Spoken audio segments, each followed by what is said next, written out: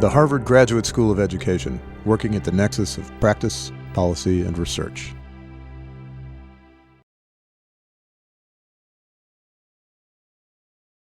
Well, good evening, everybody. Thank you all for being here on this rainy evening. We didn't know that we would have such a big crowd, and it's wonderful to have you. I'm Kathleen McCartney, Dean of the Harvard Graduate School of Education. And there's great music on that is over now, so that's good. It's my pleasure to welcome you to this very special Askwith Forum featuring Derek and Sissela Bach. I just want to say a word about our Askwith Forums. They are public lectures at the Harvard Graduate School of Education, and we showcase leaders who share their knowledge with us, generate spirited conversations, and share their insights. I would encourage you to check our website to find out about upcoming events. This year, both Derek Bach and Sissela Bach published books on happiness. Sissela's book is from the perspective of philosophy and ethics. She asks questions like, what does it mean to be happy? Where does happiness come from? And is all happiness equal from a moral perspective? Derek Bach's book is from the perspective of politics and policy. Can and should human happiness be a driver in shaping social policy? Will a government that systematically emphasizes policy that causes human happiness win the support of its people? We're so fortunate to have them here tonight, and I know that Howard will have more to say in his introduction. But really, my job is to welcome you and to introduce my colleague, Howard Gardner. Howard began his career at Harvard in 1961, and he's never left, so he has good taste. Howard was an undergraduate here, and he was the first in his family to attend college. He was then a graduate student here in developmental psychology, and he is now the John H. and Elizabeth A. Hobbs Professor of Cognition and Education. He's also a senior director at Harvard Project Zero. Howard is the author of more than 20 books, including his groundbreaking work on multiple intelligences. Howard is an apt moderator for this evening's program, as so much of his work takes into consideration the question of motivation, and what better motivator than happiness. I'm looking forward to hearing from the Bachs as well as Howard. Please join me in welcoming Howard Gardner.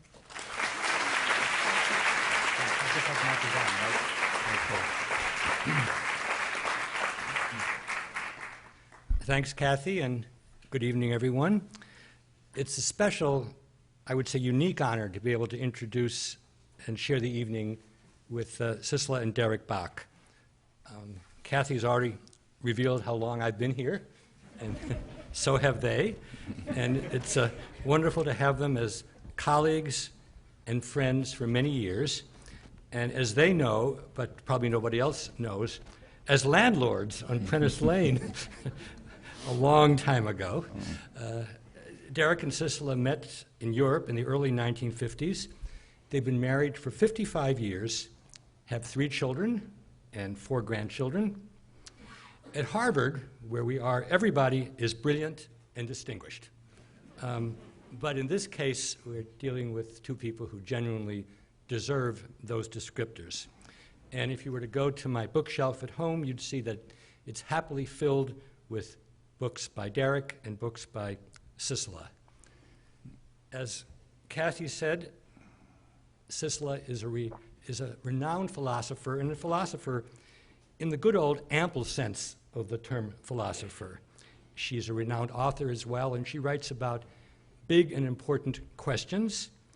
And as I think about her books, it is not only the titles, but the very specific way in which she looks at those topics, which is very memorable. She's written, and those of you who know the books will instantly have images in your mind about lying, secrets, mayhem, and now exploring happiness. Derek is part of the history of our era. He's generally considered to be the best Harvard president in recent memory, and I think he's the best university president of the second half of the last century. And he will disagree, but Yeah, who are you thinking about in the first half?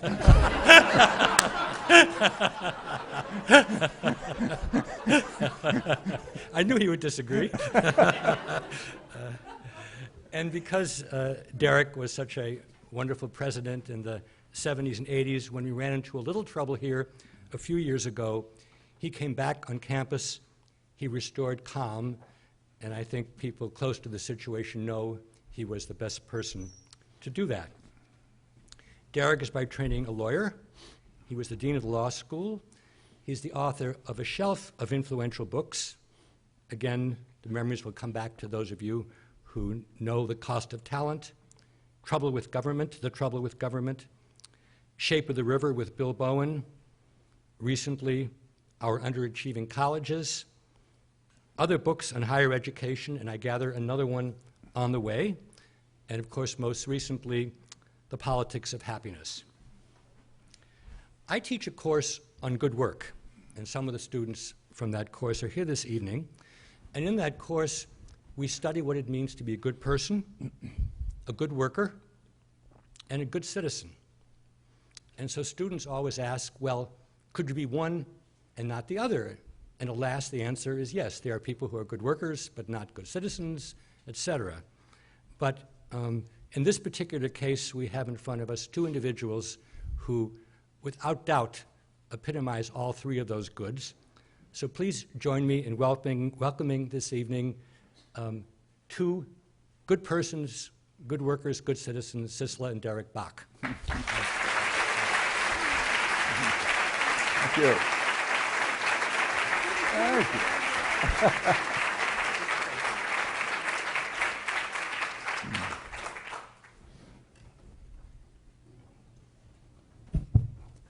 Am I audible?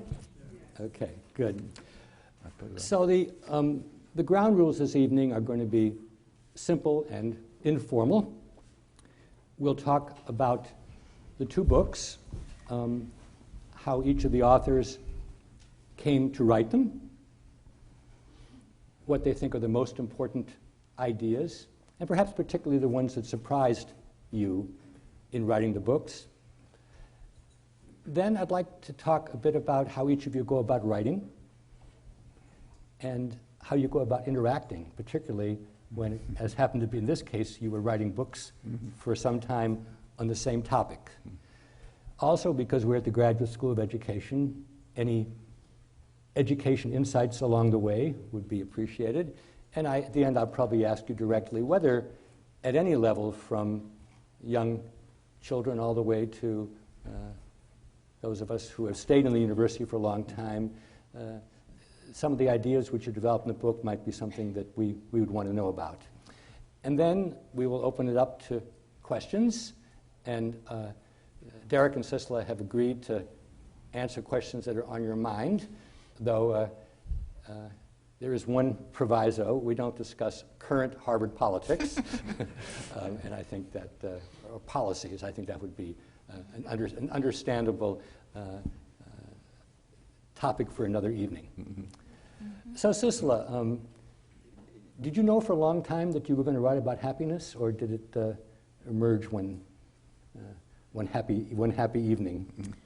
Well, you know, for the longest time, I have been interested certainly in the topic of happiness, but I really didn't think one could write about it from a philosophical point of view, the kind that I wanted to have, namely both practical and theoretical.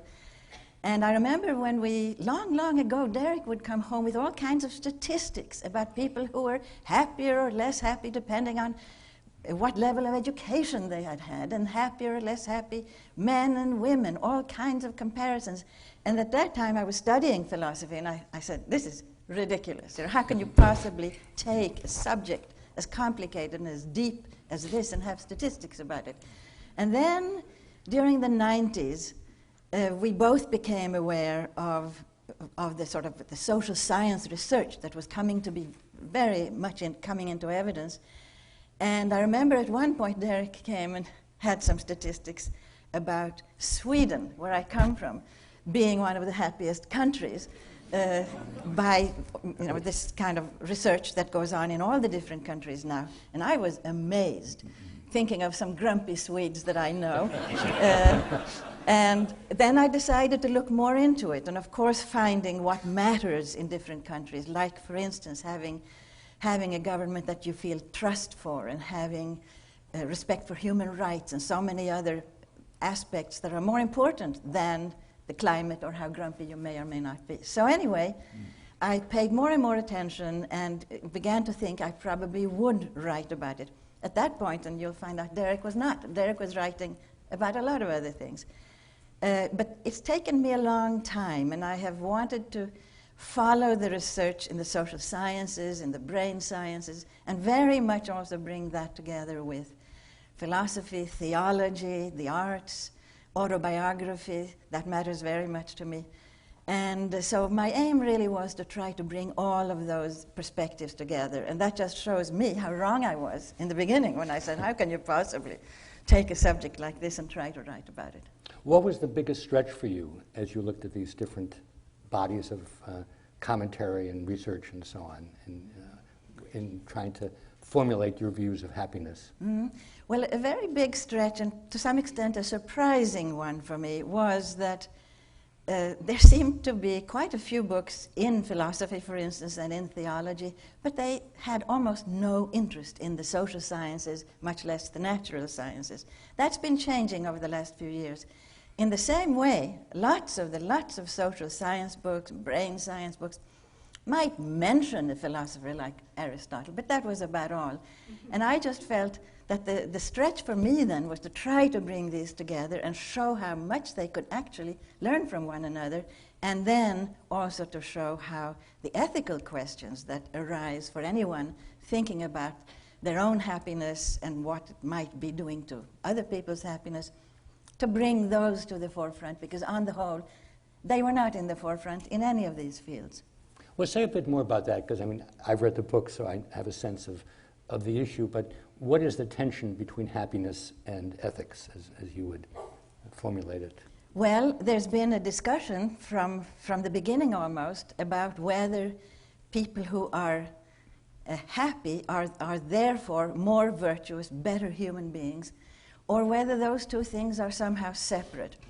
And for a long time in antiquity, it was thought that happiness and being a good person went together. And then came someone like Immanuel Kant, for instance, and said, look, just look around. There are quite a few happy people who are actually not very good, and the reverse is also true. And that he would argue the most important thing is to be worthy of being happy, even if it turns out that your life may be miserable as a result. So that debate has been going on, and right now in so many self-help books, for instance, the idea is if you just become happier, well, it's probably quite natural you will also be a nicer person. That is not so clear. And even if you think that you are a nicer person and that makes you happy, it might not be true. That's another thing. Let me ask you one other question. You have the privilege, you have the talent that most of us don't have of knowing several languages.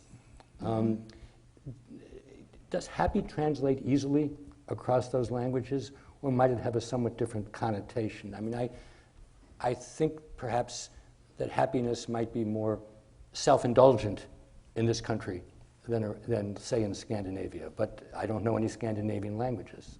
So do you think the connotations may be different, or does it translate pretty well, let's say, across Europe and the United States?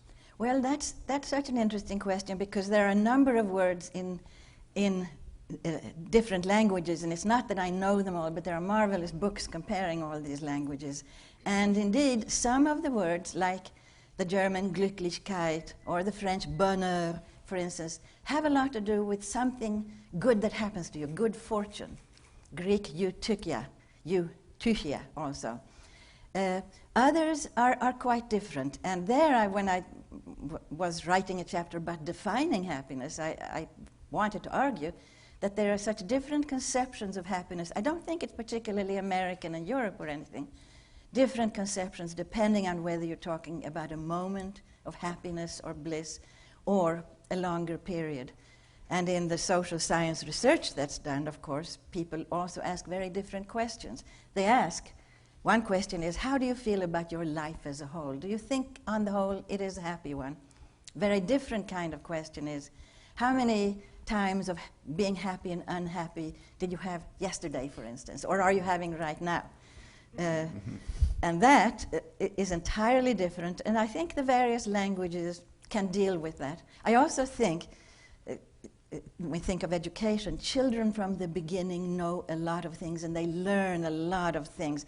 When they hear that the couple married and lived happily ever after, they know what that means. When they see a smiling face, they know that may be a happy face. At the same time, they gradually learn about all the undercurrents. That smiley face may not indeed reveal so much happiness.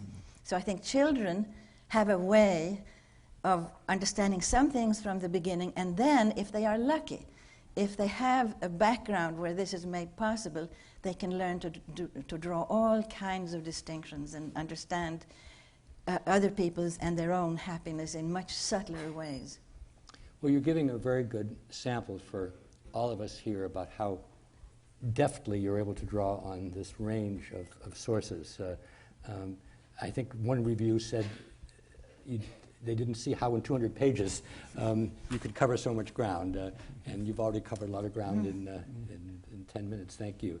Derek, Sissela said that you weren't writing a book at the time that she first had the idea. How far back? Well, I guess you showed up with statistics for a long time. When did this change from a dinner table gambit to a magnum opus? Well, I got interested, I suppose, back maybe in the late 60s. I was just intrigued by exploring a subject as subjective as happiness in a kind of social science kind of way. But as you pointed out in your introduction, I got sort of waylaid into what I've always referred to as the trackless void of academic administration, and which kept me away from writing serious books for some 25 years. When I returned, sort of like Rip Van Winkle, I awoke to find that this subject had really taken off, and that there were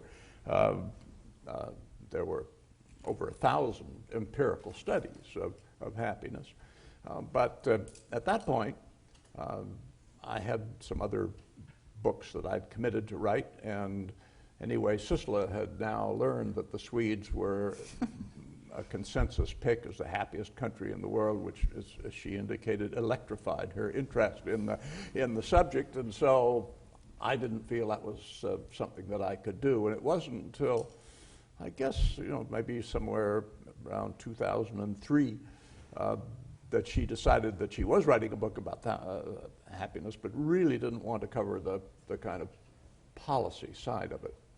So that gave me a little opening, because I noticed that in all these empirical studies, there really wasn't much about what the implications for government were. So as the great Boss Tweed of Tammany Hall once said, I seed my opportunity and I took it. You start the book with a vignette about Bhutan. Yes. And I'm not sure I would have known about it if I hadn't heard you talk about it. But could you tell us a bit both about what's happening, what happened there, and have you been able to track whether the plan they have has materialized? Well, yes, and I have tracked it largely because I drew upon the treasure chest of Harvard, which is that you can find somebody at Harvard who's done almost anything. And so sure enough, I ran across a graduate student at the Kennedy School who'd spent the preceding summer working in Bhutan and in connection with some of the government efforts along this line. So I really had a wonderful insight, and he did some further research for me. But Bhutan is a fascinating story that you don't hear much about. You don't hear much about Bhutan, for that matter. I mean, it's wedged between China and India, way up in the Himalayas, very beautiful, but almost inaccessible country. But in 1972, something amazing happened. They had a king, a much beloved king, by the name of Wanchuk. I don't know, of course, whether that was his first name or his last name. It's the one that appears at the end of the sentence. But he was the one who, out of the blue, announced, he was Western educated, he thought about these things, he announced that from here on, the central primary objective of what the government did in Bhutan would not be a gross national product, but the gross national happiness. And he was very serious about this. One of the first things he realized, which I think is almost unprecedented in history, he came to the conclusion that if you really wanted to make happiness the goal of the country, not just for a few moments while he was there, but for a long period of time, the best guarantee of that was a democracy. Of course, monarchy has never solved the problem of succession, so you couldn't be sure that his grandchildren or whatever, whoever would take over would be able to adhere to this conscientiously.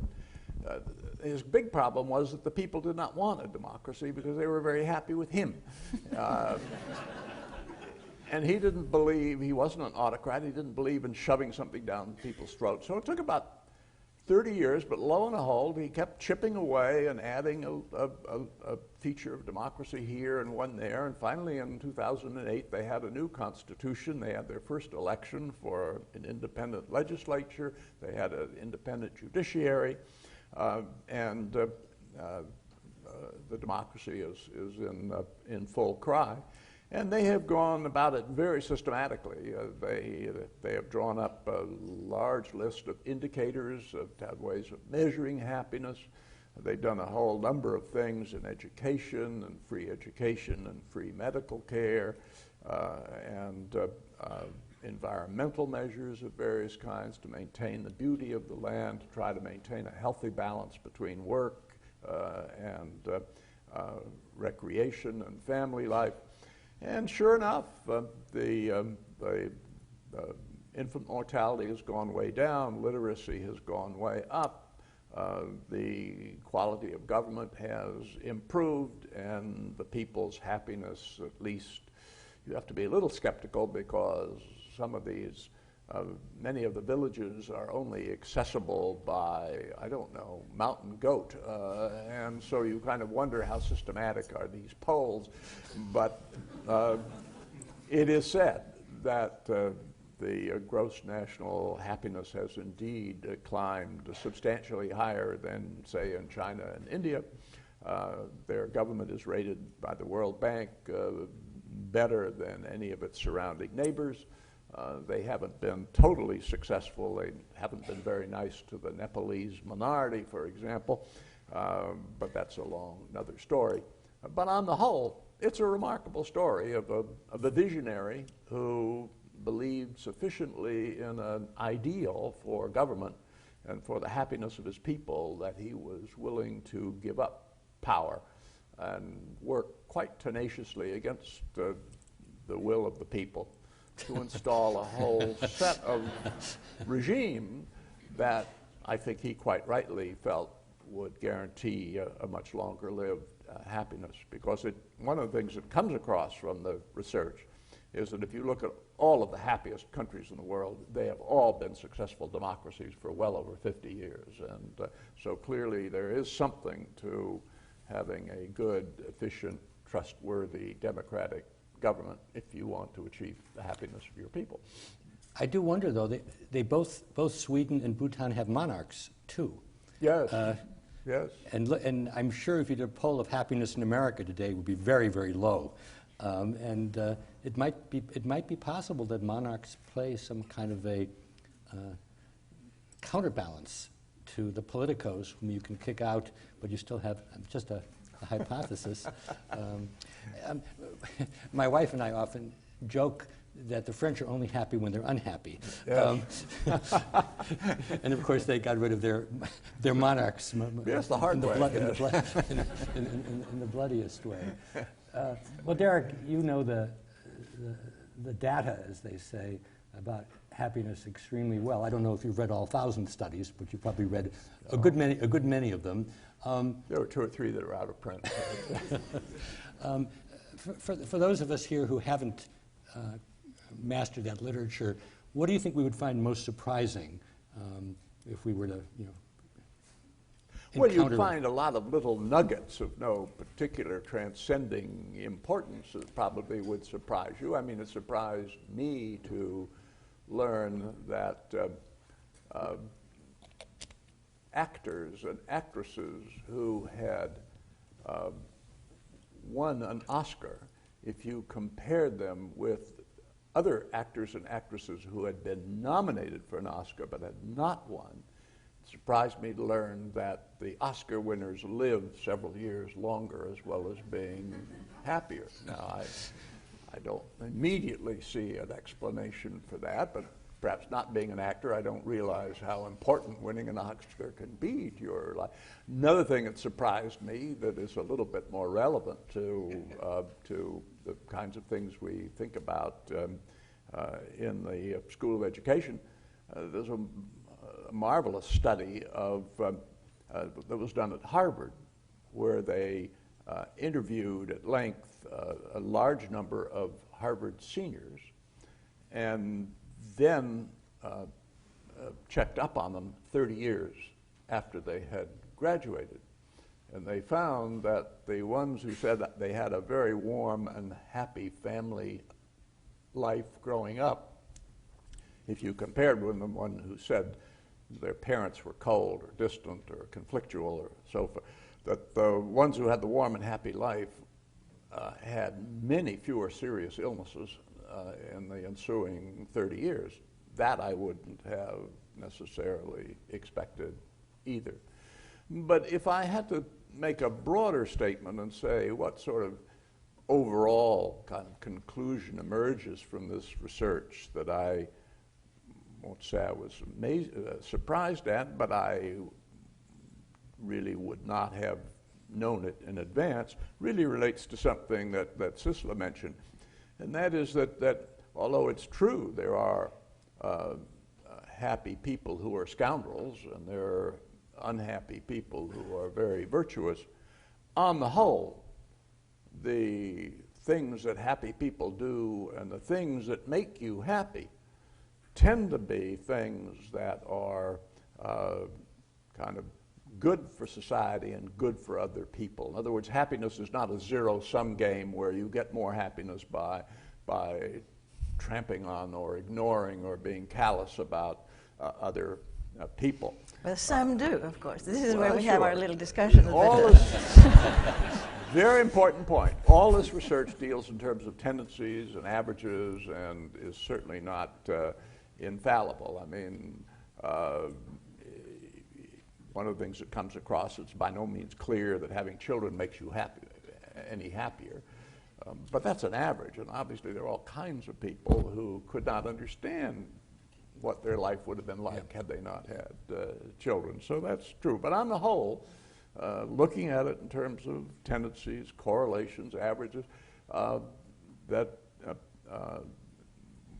the kinds of things that make you happier, having strong marriages, having close friends, being civically active in your community, doing senseless acts of kindness and gratitude toward other people.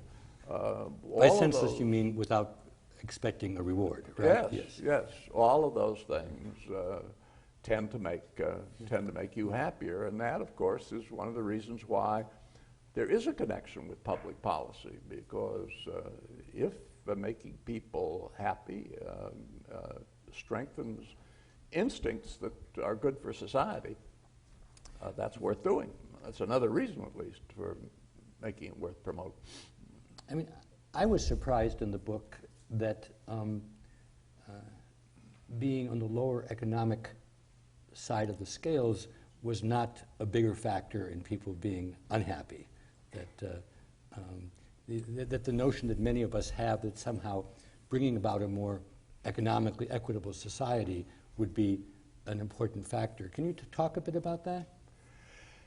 Yes. Now, it is true that in just about every country that you look, people who have higher incomes are happier than people who have lower incomes. There are exceptions. There are quite a lot of unhappy rich people, and there are quite a lot of happy poor people, but on the whole, there's a real difference. There's also a difference between countries. Countries that are among the well-to-do, prosperous countries of the world are uniformly happier on average than countries that are poor. But you mentioned inequality, and America is quite an unequal society in terms of income, and it's been getting a good deal less equal ever since the 1970s. So the question that the researchers asked is, did increasing inequality make people less happy? And what they found was yes in Europe, no in the United States. People were not less happy. There was only one group that they could identify in the United States who were less happy because the society became less equal, and that were well-to-do liberals. But the poor people themselves... We wouldn't know any of those. And that was not so surprising to me, because it really has roots in something that's been troubling researchers for ages in America. Why has there been no socialist movement? Why have unions had so much trouble getting started? Lots of the very detailed studies of people who are working in very low-income jobs find that they feel, I'm probably not doing well because I haven't worked hard, or because I was not as smart. But so they don't begrudge high incomes the way you would find in Europe. So that's a very marked, there are a lot of things, there are many more similarities between, say, Europe and the United States than there are differences, but this is one of the very marked differences. Sissela, back to you, if I may. One of the parts of the book which I hadn't expected at all, and so it was a special treat, was your delving into how two people who were roughly contemporary thought about happiness in society, Freud and Bertrand Russell.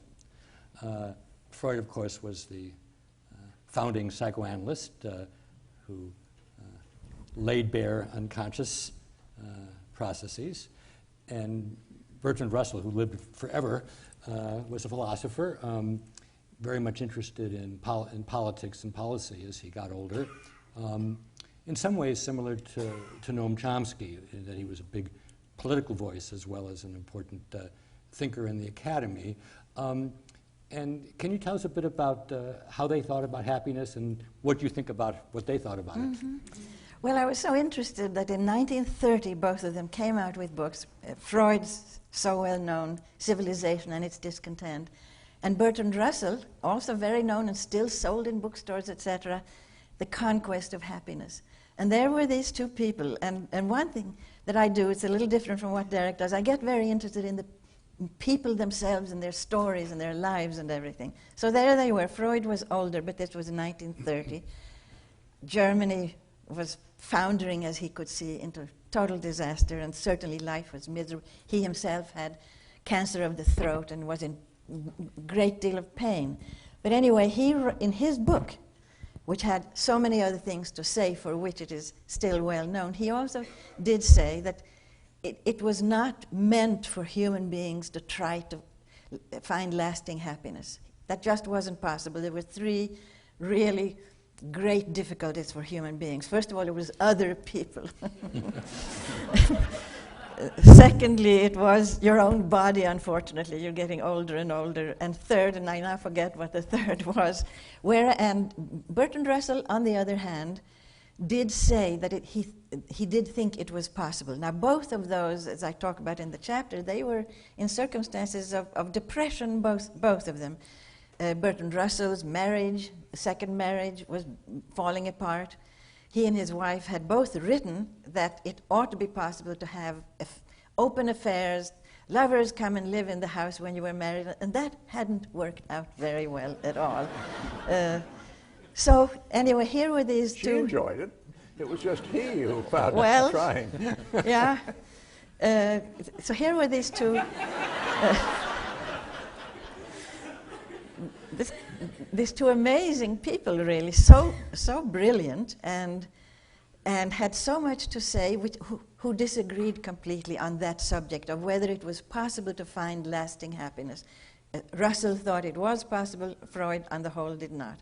There were many other similarities and differences. I think they both were geniuses. They had both been nominated for the Nobel Prize in Literature, which Bertrand Russell won and Freud did not win. And he'd also been nominated for medicine. So Derek can explain this now, right? The Nobel Prize being the Yes. academic Died equivalent earlier, of the Very interesting point. I hadn't thought of that, yes. So that was, and then what I wanted to do in that chapter was, first of all, to lay out their stories, their accounts, why they had such very different views, and then secondly, to ask, what does contemporary science have to say about their views? Now, one view which they shared was that most people are, on the whole, quite unhappy. Freud thought that was just bound to continue. Russell thought you could change it. Turns out, contemporary science, and as Derek has pointed out, yes, that's not true. Both of them were wrong on that score, we now know.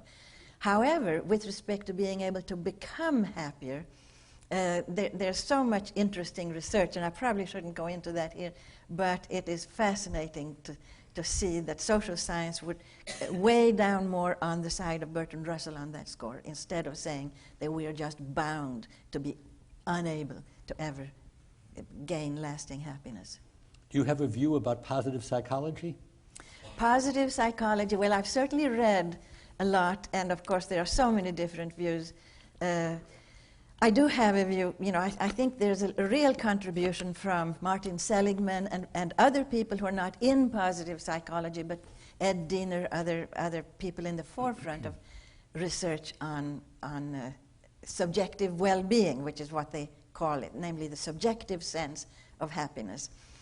And they would all argue that there is more you can do. Yes, there is heredity to be dealt with, and yes, there are the genes, and yes, there is so-called hedonic treadmill, which means that you often adapt, unfortunately, to circumstances so that you don't get happier when, for instance, you have some more money, or when you have a new car, or anything else happens good in your life, or something bad in your life. You adapt to that too.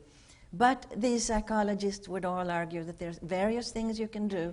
I think Derek mentioned perhaps this notion of gratitude, remembering sometimes what you have to be grateful for, doing things that you might not otherwise think of doing. And Sonia Lyubomirsky, I should have mentioned her book also, The How of Happiness, argues that we can try to go against this adaptation, the treadmill, by really becoming quite intentional about certain things that we want to care about a lot more, mindfulness. And I also think that, I agree with her, that there are certain kinds of experiences that it's harder to adapt to. And one has to do with other human beings, for better or for worse. Another has to do with beauty, natural beauty, for instance, or works of art. And then it's very important to learn to focus on those in ways that can shape one's experience and increase one's happiness. Let me ask you about one more thing, thinking back to some of your other writing, for example, Mayhem, and that is what role, and let's talk about the United States because it's most familiar to us, what role do the media play in either holding out the possibility of happiness, or one could argue making it seem something you can't get because of, as you say, all the, the beauty and possessions which are held up as things you should want to have? Well, I think American children in particular have to learn from the beginning, they don't always, but they have to learn to live with the fact that the advertising world is constantly giving messages of happiness. And they have to learn to be quite skeptical. They don't always learn, as I'm sure everybody knows, but they have to try to learn to be skeptical. At the same time, they're also surrounded by messages of tremendous violence, and of course video games and everything else can have, I think, a strong impact on them. So My view of children is, which I take from psychologists like Jerome Kagan and others, that children start out with the capacity, even by age 2, 3, 4, for empathy and concern for other children, other people, and that can either be fostered or it can be eroded and worn down by the messages that come from the culture. And that's, of course, something which the earlier writers on happiness could not possibly have been aware of. I mean, Exactly, Kant yes. did not go to Facebook or have 24/7 coverage. Not even Freud or Bertrand Russell, yes, this is completely new. I wanted to talk a bit about writing books. Derek, you have a shelf of books, and I remember that you actually wrote a kind of a short book every year when you were president, and some of us looked forward to it, and some of us dreaded it, depending on what the topic was for the year. So you didn't exactly hang up your pencil during that time. But could you talk a bit about, once you get an idea for a book, how do you go about going from there to a completed manuscript? Well, I begin, I guess, by reading everything that I can, and then I take out the yellow pad and I begin to make outlines. And I make outlines and then I let them sit for a while. I go back, I look at the outline again and find I can't believe that I did it that way. So I redo the outline. Eventually, I get a sense of how it ought to proceed, and then I begin to write text on the yellow pad. And then I go through probably, I don't know, 20 different drafts. I mean, I never get it right the first time. Then I show it to Sissela. More drafts are required. And eventually it comes out the other way, the other end. But it's a very slow process, and you keep discovering things that you don't know as well as you thought, and having to go back and do research. So it's a kind of, you have to do a lot of research at the beginning, but then it's a kind of iterative process. You write, and then you read more, you think more, you write again, you revise, then you come across things you really need to study harder, or even go back and read books that you now see you should have read with slightly different questions in mind, and you review those again. It's a very, if I didn't love it so much, I would find it really quite tedious. I sent off a book literally an hour before we came down here, and I remarked to Kirsten, my assistant, something from the anthropologist Claude Lévi-Strauss, who said there are only 3 happy moments, he probably used the word happy, with a book: when you get the idea, when you send it off to the publisher, and when you get it tangibly. But I added that, of course, that's a great story, but you wouldn't do it, and you certainly wouldn't do it repeatedly. Yeah. But I think the frustrations are part of the pleasure. Mm-hmm. If it were seamless, then it wouldn't be be the same kind of experience. Other than Sissela, are there people whom you regularly show your writing to, or is that more catch as catch can? Well, I'm embarrassed to say there are some people who I have burdened with looking at things more than once, but by and large, Harvard is such a wonderful place for that, and I think there's a strong sense of collegial responsibility, and I've never had somebody say, no, I'm really not interested in reading a chapter. So I do find that really good critics are hard to find, that some of the people who are, that they're your very good friends, they want to give you as much help as possible. They just don't come up with that much. There are other people, often not as successful perhaps as researchers, but they are just wonderful at tearing what you do into pieces and leaving you in a state of emotional despair. But then you pick yourself up and you're very grateful. Much better to have these things come out before the book is published. And of course, there are just so many people. There isn't a possible subject that I could ever write about that there aren't a variety of people who can offer wonderful insights here at Harvard. And one good thing about academic administration is that you know so many of them just from having sat on their tenure committee and turned down their request for a salary increase. That you have no end of people that you could turn to on personal terms and have them willingly read your stuff. One more question on this, Derek. Are there complete or incomplete Bach manuscripts that you've chosen not to publish? Are there books that are started in a file cabinet? I've gotten a certain way into a book and realized that I just don't have the intellectual equipment. I don't mean that just in terms of IQ, although maybe that too, but it requires a kind of technical facility with statistics or some other field that I just don't think I have enough to really do justice to the subject. So I've sort of given it up before I've gotten seriously into it. But no, everything I've got a manuscript to show I have put into print, starting from the age 8 when I wrote a really perfectly stunning, insightful book about the Pilgrims in America. One copy of which still remains. Actually, it's the only copy that was ever made.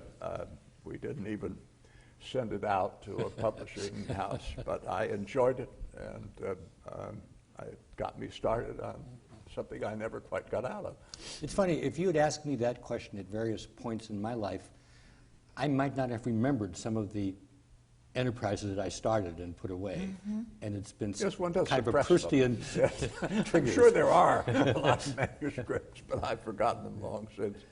How about you, Sissela? Is your story like Derek's, or is it quite different? I think it is quite different, although we have one thing in common. We started very early, we were always writing in a way. And what interested me was very much also poetry and translating poetry. I went to Geneva at the age of 12, and I studied in an international school.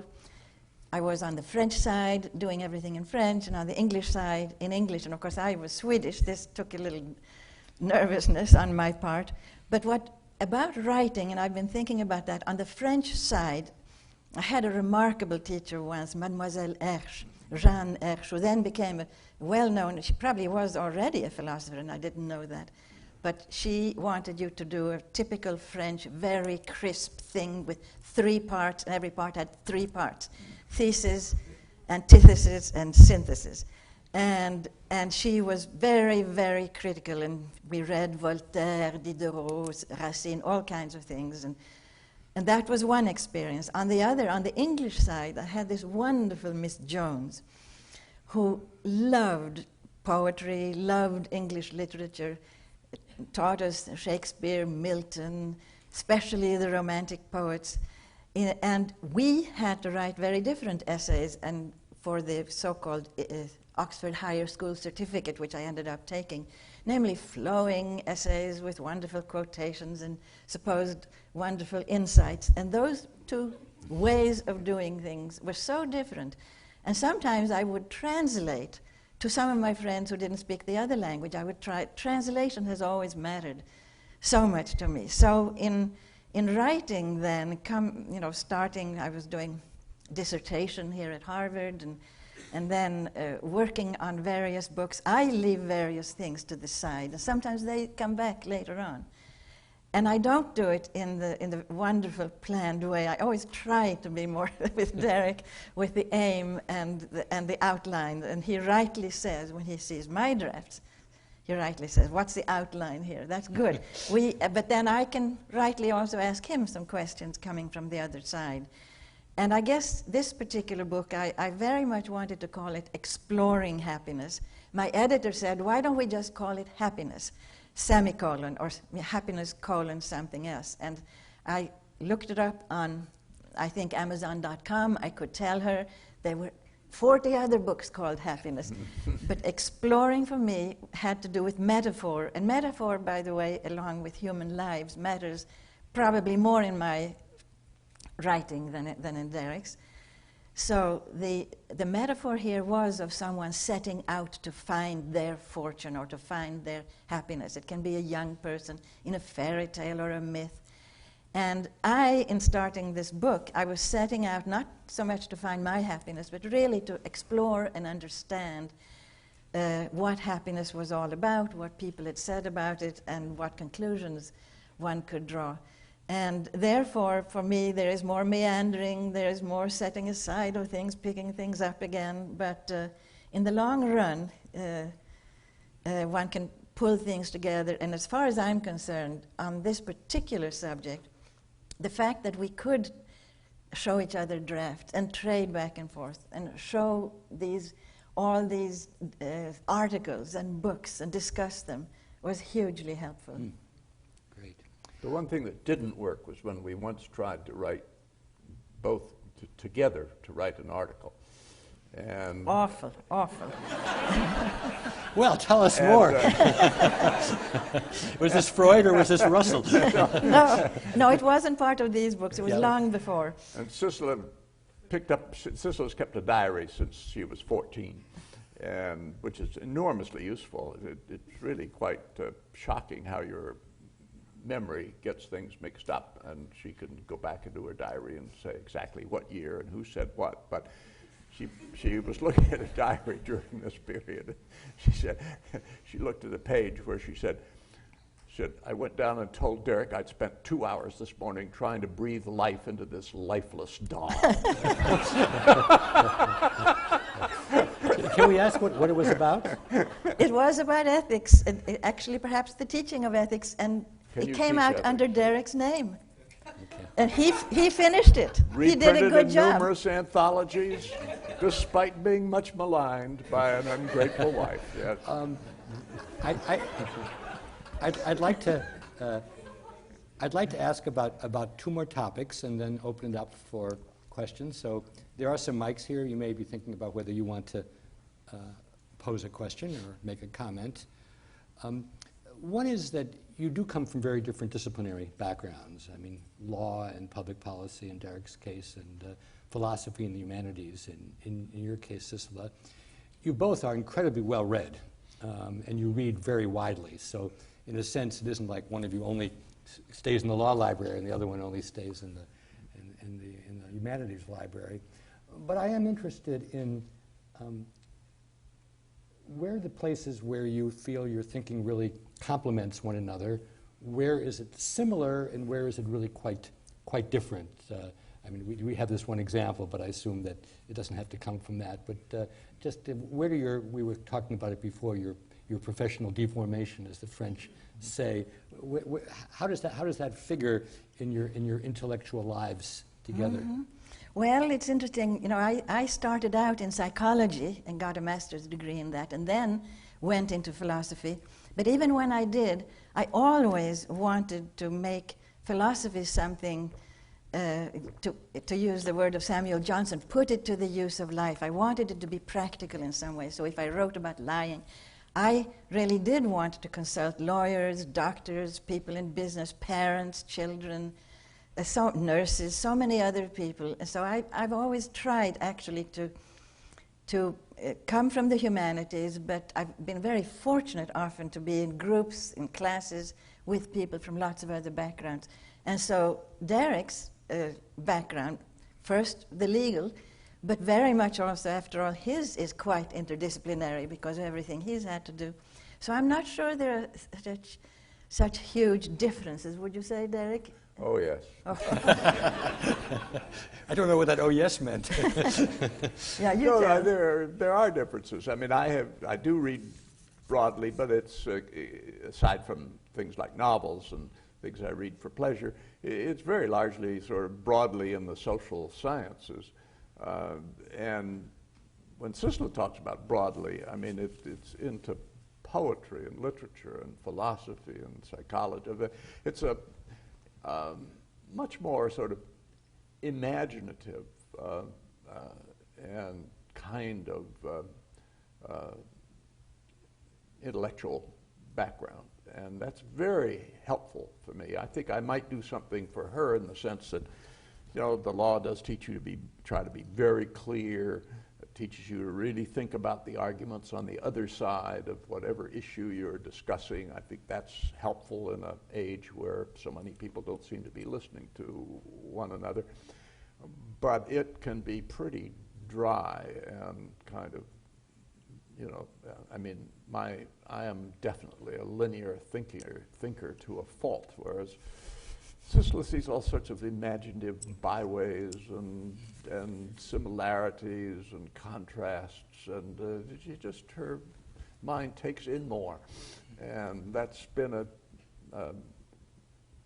great asset in to me. I've gotten onto ideas and subjects and readings that I just never would have stumbled across on my own, just because she has this quite different set of interests.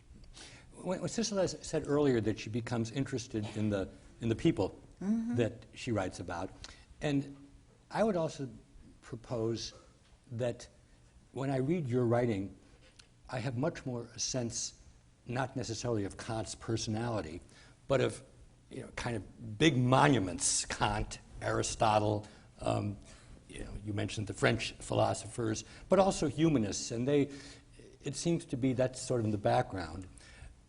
With Derek, I haven't read the legal things, but it does seem to me to be not only more empirical, but more about the deductions that you can and can't make from a certain set of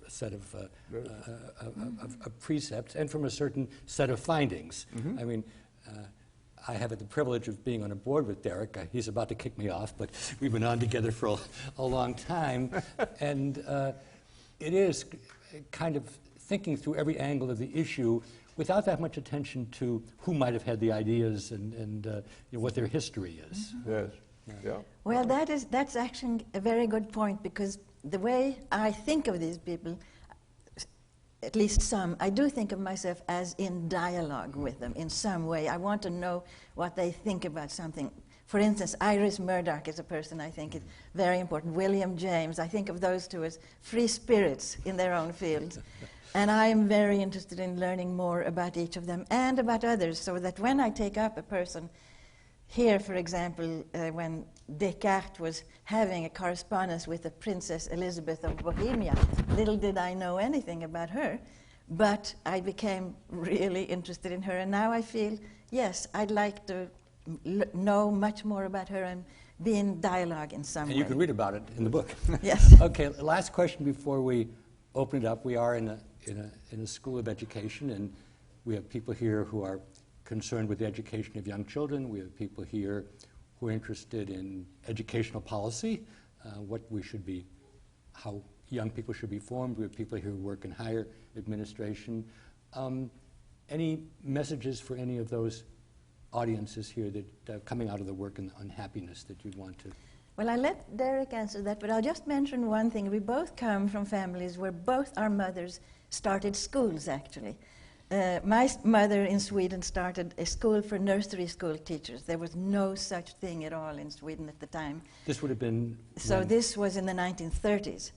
And we would go to visit, the children, we'd come to this school, very simple, but there were wonderful toys, wonderful books, etc., that they were teaching the nursery school teachers to use. And then my mother started something called OMEP, the World Organization of Primary Education, which still functions. Now, Derek's mother, and you should say the one that she started, Mequon School outside of Philadelphia, helped start with another young mother. That still functions too. So we started with families that really cared about education. But then, Derek, you should talk about what your book says. Well, I think if I had to start with one very broad generalization, I think one thing that happiness research teaches you about educational policy is that those people who make educational policy in this country are way too fixated on developing human capital and preparing a workforce for the 21st century. And yes, that has a place, and you need to earn money, and you spend a great part of your life doing that, and that certainly relates in indirect ways to happiness. But this whole emphasis on growth, I mean, there's a lot of evidence to the effect that America is no happier today than it was in 1948, despite the fact that the gross national product has doubled and redoubled within that time.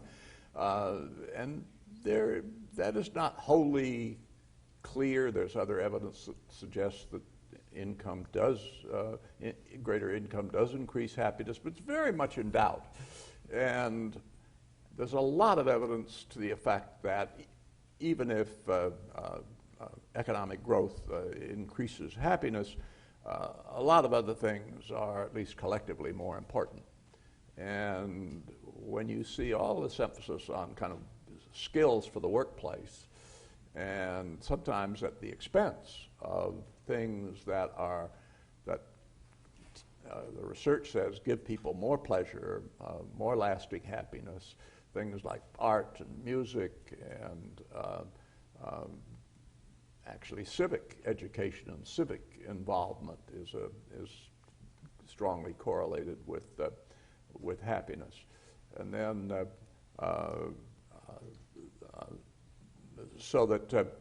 and then of course exercise, sports, athletic pursuits, not football and basketball, which are very hard to enjoy after you leave college, but which get the bulk of resources for athletics, but things like running and tennis and hiking and swimming that you can do with pleasure all your life and make an enormous difference to your health and happiness.